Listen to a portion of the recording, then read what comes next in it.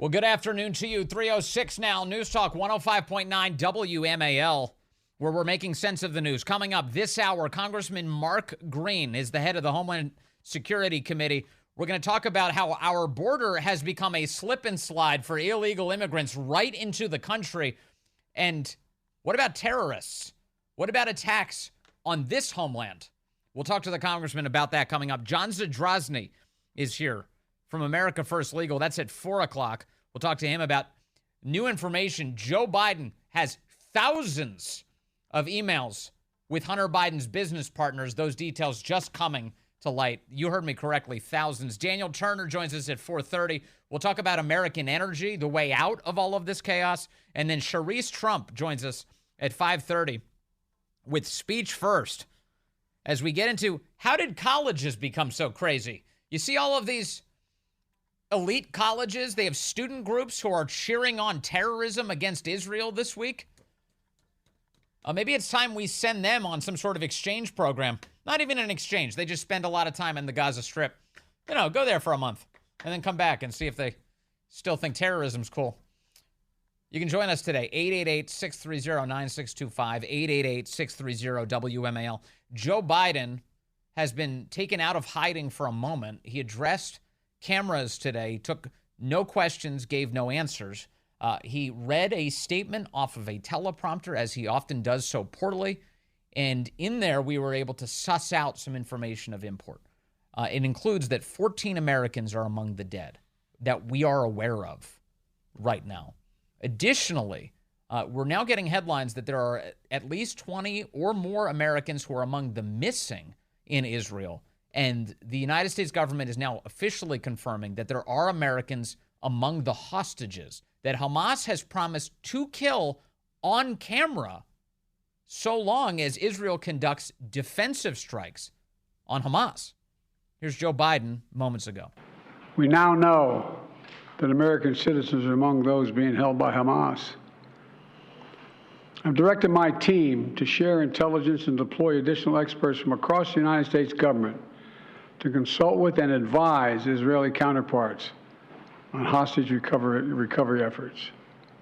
Because as president, I have no higher priority than the safety of Americans being held hostage around the world. He insists that he will get these guys free. Now, remember, of course, what happened in the past as we tried to get some hostages free, as the Biden administration did. They gave Iran $6 billion, didn't they? And one of the concerns at the time was, well, wait a second, if you're going to pay a ransom payment, aren't you going to encourage more Americans being taken hostage? Well, here we go again. Now an Iranian proxy, Hamas, has taken hostage American citizens. What is it going to take to get them back? What kind of behavior are we going to encourage here? Joe Biden, standing up there today, insisting that we stand with Israel. But boy, so many of the actions he's taken has imperiled that country.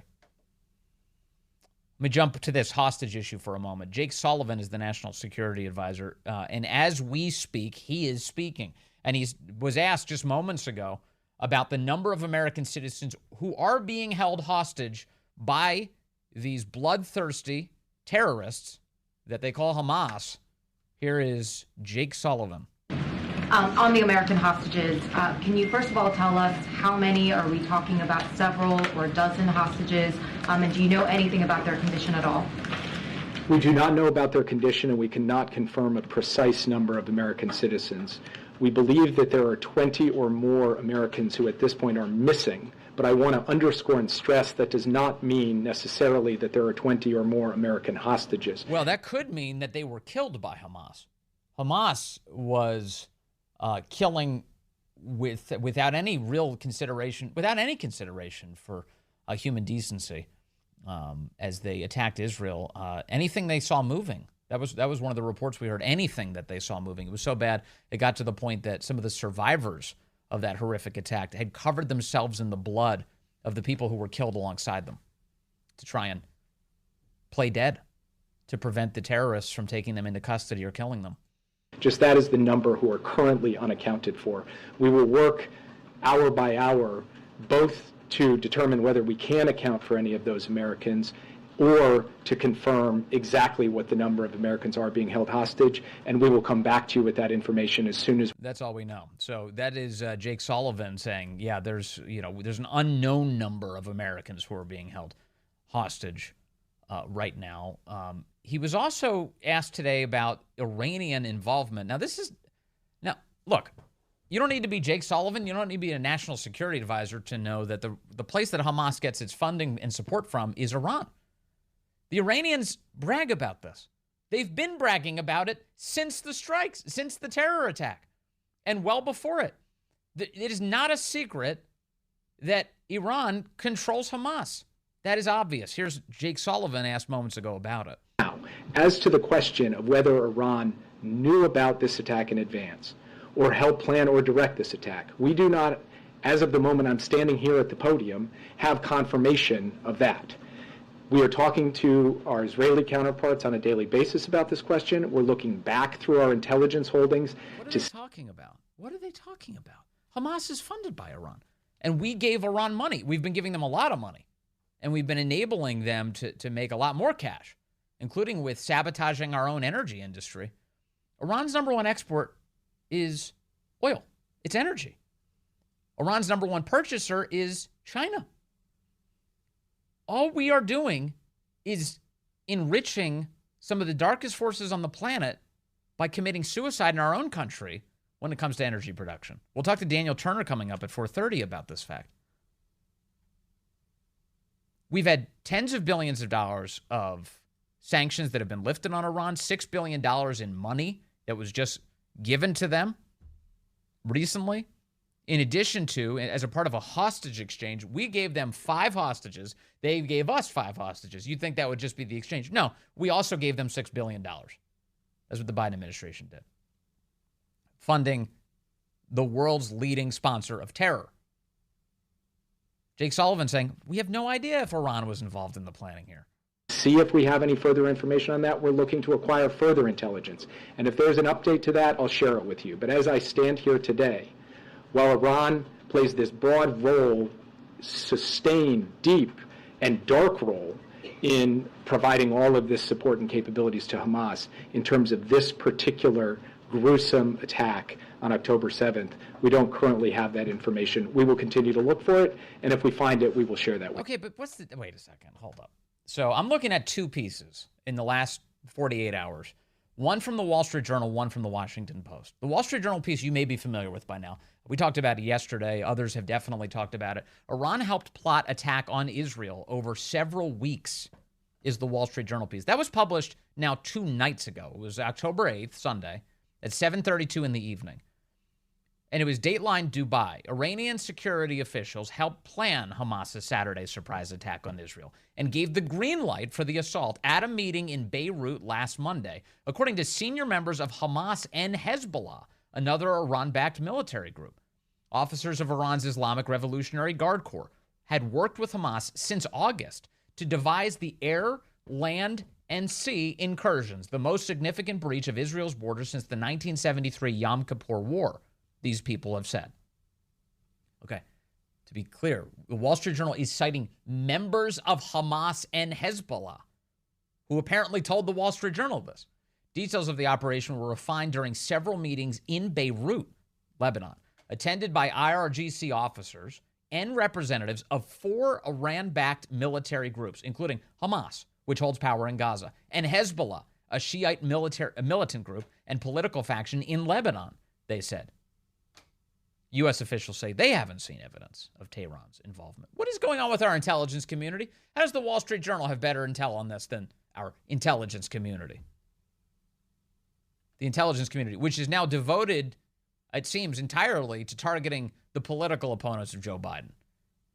You know, the real threat is domestic terrorism. It's white nationalism. It's all over the place. We need to focus on that. You got to be kidding me. A full-blown sadistic terror attack just took place in Israel, and our borders are wide open. Our borders are completely open. Congressman Mark Green's going to join us coming up in just minutes. We'll talk to him about this. They have a brand new report on the subject, and it is not reflecting well on the Biden administration. Not at all. Now, in addition to the Wall Street Journal report, the Washington Post had a piece on this last night.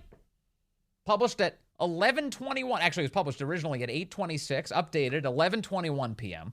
Washington Post headline, Hamas received weapons and training from Iran, officials say. The Palestinian militants behind the surprise weekend attack on Israel began planning the assault at least a year ago with key support from Iranian allies who provided military training and logistical help, as well as tens of millions of dollars for weapons, current and former Western and Middle Eastern intelligence officials said Monday. While Iran's precise role in Saturday's violence remained unclear, the officials said, the assault reflected Tehran's years-long ambition to surround Israel with legions of paramilitary fighters armed with increasingly sophisticated weapons systems capable of striking deep inside the Jewish state. Hamas, the Gaza-based Palestinian militant organization that led the attack, has historically maintained a degree of independence from Tehran compared with true Iranian proxy groups such as the Lebanese-based Hezbollah. But in recent years, Hamas has benefited from massive infusions of Iranian cash, as well as technical help for manufacturing rockets and drones with advanced guidance systems, in addition to training in military tactics, some of which occurred in camps outside of Gaza, the officials said. So what is the point of all of this? What would Iran be preparing Hamas for? All of this military training. What is the point of that? For a siege on Israel. They all share the same goal, the destruction of Israel. Obviously. And so, Jake Sullivan standing up there today going, we just don't know. We just don't know. Why do they make so many excuses for Iran? What is it about this administration? Why are they constantly making excuses for them? Yeah, he paid a little lip service a moment ago. He said, oh, well, they have a dark history. Okay. But why are you making excuses so frequently? And why don't we know anything about this Iran envoy that you guys suspended a couple months ago? You suspended his security clearance because apparently he's under investigation? What is happening there? Why doesn't the American public know more about this? There are reports, credible reports, of an Iranian influence operation that has completely infiltrated the Biden administration. Where are the answers on that subject? Are there any questions on that today in the press briefing? The press briefing, which is ongoing right now. I don't even know what they're talking about. Here they are literally speaking as we speak. That we have shared with the Congress about plots emanating from the Middle East, plots emanating from other places. We'll continue to do that. We also will continue to take steps to pursue a humane, orderly border policy, and we will work with the Congress in the weeks ahead to continue to get So somebody just asked about our border. Our border's open. What's the deal here? And he's saying, we're kind of keeping our head on a swivel here, and we just have to have a humane border policy. How is it humane to allow 100,000 Americans to die a year because of our border? How is it humane to allow these people to die as they cross our border? Resources to be able to deal with the continuing challenges that we have at the border. Challenges created by you. The president doesn't have a confirmed ambassador to Israel at this point. What are you doing to get Jack Lew confirmed, given he was nominated about a month ago? The nomination was sent to the Senate in late September. What's the plan to get him on the ground? Well, first, the Senate is coming back into session next week. Second, when they do, we are going to work with both Democrats and Republicans, and particularly the leaders on both sides and the chair and ranking of the Senate Foreign Relations Committee to make that happen as soon as humanly possible, and then get him out to the region immediately thereafter. Is that your top priority when Congress returns, apart from the aid requests that you're talking about? Well, it's hard to answer top priority in the sense that our top priority when Congress comes back is going to be the full spectrum of needs that All right, Israel yeah, so has. they're sending, they want to push through Jack Lew. He's the former Treasury Secretary under Obama. You remember that guy? He was the guy who, when he signed the currency, at first they wanted to do you remember that? It was it was just like a big curly spring. His signature looked like it just went on forever. It was a bunch of O's. It looked very strange. They forced him to change his signature because it was that stupid. That was, you don't remember this? It was, look it up, Jack Lew's ridiculous signature. That's a fun piece of political trivia for you. All right, hold tight. I've got more updates on what is going on, including security threats to the United States. Very concerned about those. Congressman Mark Green is moments away. Okay, this isn't a new thing. They do it all the time, but we have very rapid evidence that the White House lied to us yesterday. The White House yesterday, when asked why Joe Biden was calling a lid, that is, no more public events, well before noon yesterday, The answer that they gave to the White House correspondent for the Daily Caller, Reagan Reese, is, quote, Biden is working on supporting Israel all day. That's what they said yesterday. And then it came out late last night, White House spokesman admitting that Biden, over the course of the last 2 days, has actually been meeting with the special counsel, Robert Hur, in order to explain why he stole documents while he was vice president of the United States. Why were there stolen documents, classified documents in your possession? That's the point of the special counsel, Robert Hur. It's been a long time since we've heard his name, huh? And Biden decided Sunday and Monday that he wasn't going to move these meetings. There wasn't anything else important going on. As you know, he's the president of the United States. He can dictate when a Justice Department official comes and talks to him. But no, we're going to keep having these meetings. And then the White House is going to lie about what Joe Biden is doing. They said, oh, he's concentrating on Israel all day. Bull. He wasn't concentrating on Israel. And what are they doing? Why are they holding these meetings now? Nothing even makes sense. Here's Corinne. She's speaking live right now. She was answering some questions about this. From those allies and partners. Look, the president was very much engaged in showing his leadership and also how we're continuing. Okay, this is too North Korean. I can't listen to this. But she was asked a moment ago about this, and she said, oh, he's been very concentrated on Israel. He spent a lot of time on it. And somebody did ask, like, why didn't you reschedule it? She's like, I'm not going to go beyond what my colleague said. What? You do wonder, you kind of think that what happened here is the Justice Department asked a couple weeks ago, like, for these dates. That's what they claim anyway. They said, well, they scheduled this weeks ago. Okay. And then they are more scared of saying no to a special counsel interview and that news getting out than they are of failing to protect us. You know? Like, if the president of the United States, his job right now should be solely focused on preventing the kind of terror attacks that just happened in Israel from happening here. But they're more scared of being compared to Trump. Oh, Joe Biden pushed off a meeting with the special counsel. Who is he? Donald Trump? They're more scared of that outcome than the stuff that could hurt you and me. That's insane. That's totally insane. Coming up next, Congressman Mark Green will talk about as I said, the slip and slide that is the American southern border. Good afternoon to you. 3:35 now, News Talk 105.9 WMAL, where we're making sense of the news. Coming up 4 o'clock, John Zadrozny will be here from America First Legal. We have brand new information on Joe Biden's corruption, including thousands of emails that his office, while he was vice president of the United States, exchanged with Hunter Biden's business partners. Thousands. Daniel Turner's here at 4:30 today. We'll talk about American energy and its importance in stopping all of this terrorism and reviving the American middle class. And then Sharice Trump joins us at 5:30 from Speech First as we get into these radical college campuses here in the United States who are now signaling their support for terrorism. We live in a crazy time, don't we? You can join us today, 888-630-9625, 888-630 WMAL. Joining me now is Congressman Mark Green. He represents Tennessee's 7th Congressional District, and he's the chairman of the Homeland Security Committee. Sir, good to have you with us. Thank you. Yeah, thanks, Vince, for having me. You are in such an important position as chairman of the Homeland Security Committee, and I do want to begin on the issue of Homeland Security. As we see all of the headlines coming out about the terrorist attack in Israel, can you give us a kind of a picture of what our own security situation is like right now in light of that?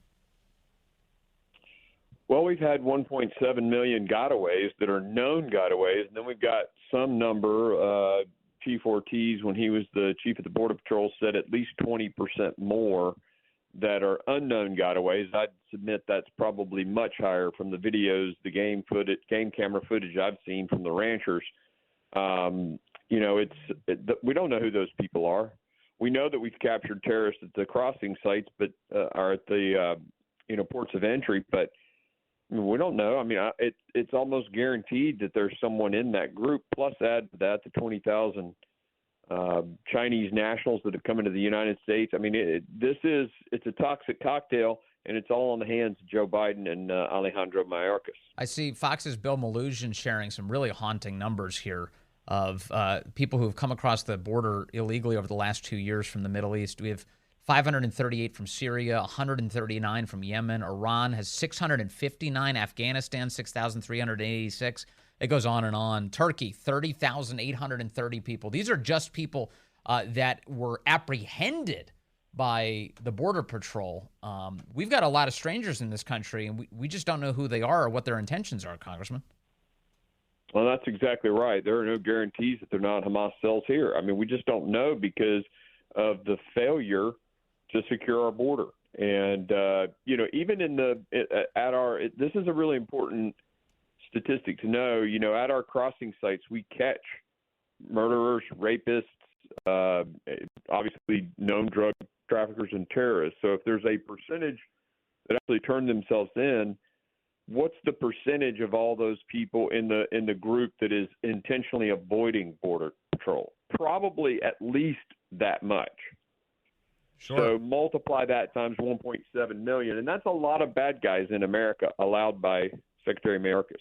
We know the Justice Department has charged various people, including Venezuelans, over the connection to terrorism, and that includes Hamas and Hezbollah. They were trying to basically prepare actual attacks on the United States. What do we know about Hamas's reach, and how concerned should we be that it could strike here? Well, their reach is global. They are funded by Iran, so they have the capacity to clearly move down to Central America, pay a cartel, and come up here. So their reach is global. It's a terror organization whose purpose is to destroy the state of Israel, the little Satan, and because they're aligned with Iran, to destroy the great Satan, which is the United States. So, I mean, the risk is very high, and these are evil people. They need to be destroyed. Yes. Are you concerned that this attack in Israel took place without any? It seems like it was an intelligence failure because Israel missed it, and of course, I would think the United States would be all over this if we knew about it. Oh, absolutely. I mean, we have such a great relationship with, and I was an ex-Night Stalker. If you saw the movie Black Hawk Down, that was my unit, and I worked with our Tier 1 assets. And I worked with Israel. I mean, we have great relationships with these guys. We would have absolutely shared. So to say it's only Israel's failure is a huge mistake. We've got to dig into, was this a data collection issue? Was it a data analysis issue? Or was it a political decision maker who said, I don't agree with the analysis, or, let's not notify anybody? We have to get in that loop, that chain, and find out where the failure was and fix it yesterday. Your committee has just released a report on what you refer to as the staggering human costs of the unprecedented border crisis. And the top lines here really are jarring, including that more than 150,000 Americans have died over the last 2 years from synthetic opioid poisonings, fentanyl, that is. Give us a sense of what you found in this report. Yeah, so as we did our this is phase 3 of our five-phase investigation, the human costs, and we found massive increases in human trafficking, prostitution of young girls. We found, increased drug trafficking, which has resulted in the death of Americans. We found a nexus to the criminal activity, the gangs. So the gangs in the United States cities have connected now with the cartels, and it's one criminal enterprise. We found migrants who were dead on the border, highest numbers ever, so much so that Homeland Security stopped reporting the number. They won't give us the number of dead migrants found at the border. We talked to Border Patrol agent spouses who described I recognize it as PTSD because of my time in the military and as a physician. What she described of her husband having horrible dreams and waking up in the middle of the night, depression, anger, all these varied emotions because they're simply overwhelmed, number one. And number two, they're not allowed to do their job. So the job they signed up for, they're processing immigrants instead of actually being law enforcement officers. And it's just, they're boiling with anger at the, secretary tying their hands. Can you talk a little bit about these fentanyl deaths? I know that certainly the precursor chemicals are coming from China. The cartels are cooking it up in Mexico. Then it's coming into the United States. But I know the nature of the opioid crisis in the United States has certainly changed over the last decade or so. And that includes that there are a number of people who are dying taking medications that they don't even realize have fentanyl inside of them. I heard Vivek Ramaswamy describe this as biological warfare. If they were to put this into a Big Mac, that's exactly what we would call it. They don't realize they're taking fentanyl, and then they're dead. What do the data show in terms of the nature of these deaths? One of the things that's probably the most frustrating is, the young people who think they're taking a Xanax at a party and it's laced with fentanyl. So that's the unintentional fentanyl overdose death. You have people who are addicted to opioids like heroin and Percocet and the prescription stuff, and they wind up buying a fentanyl to fix an addiction, and they can sometimes die. Right. And then you have, innocent bystanders like the little baby in Florida that was crawling around on the floor of a VRBO and got fentanyl that was left by the previous renter and died. And so the point of it all is there's no place in America that's safe. I mean, we all stay in hotels occasionally. How do you know that the guy before you didn't leave some fentanyl on the ground and your kid, or you step on it? I mean, it absorbs through the skin very easily. Fentanyl lollipops, fentanyl patches, this stuff is sold and manufactured that way by our pharmaceuticals. So skin absorption is real, and it will kill you. And so I think the point I'd love for every American to realize is because of this open border, because of Alejandro Mayorkas facilitating drug trafficking, aiding and abetting drug trafficking, there's not an American who's safe. How wealthy have the cartels become based on all of this death and destruction? Great question. And just this last year, I believe it was, more people, they made more money trafficking humans than they made with drugs. It's around $15 billion with people and around $13 billion with drugs. So, that's a lot of money. That's a lot of money. And, I don't know if we can be too harsh, but Joe Biden seems to be responsible for enriching the cartel, sir. There's no doubt about it, 100%. I mean, and they know what they're doing. I mean, even Merrick Garland talked about the strategy of the cartels. And then Mayorkas got in there and said he didn't know it. So, which I don't believe him. I mean, if Merrick Garland is aware of it, Mayorkas has to be aware, but he's either ignorant or a liar.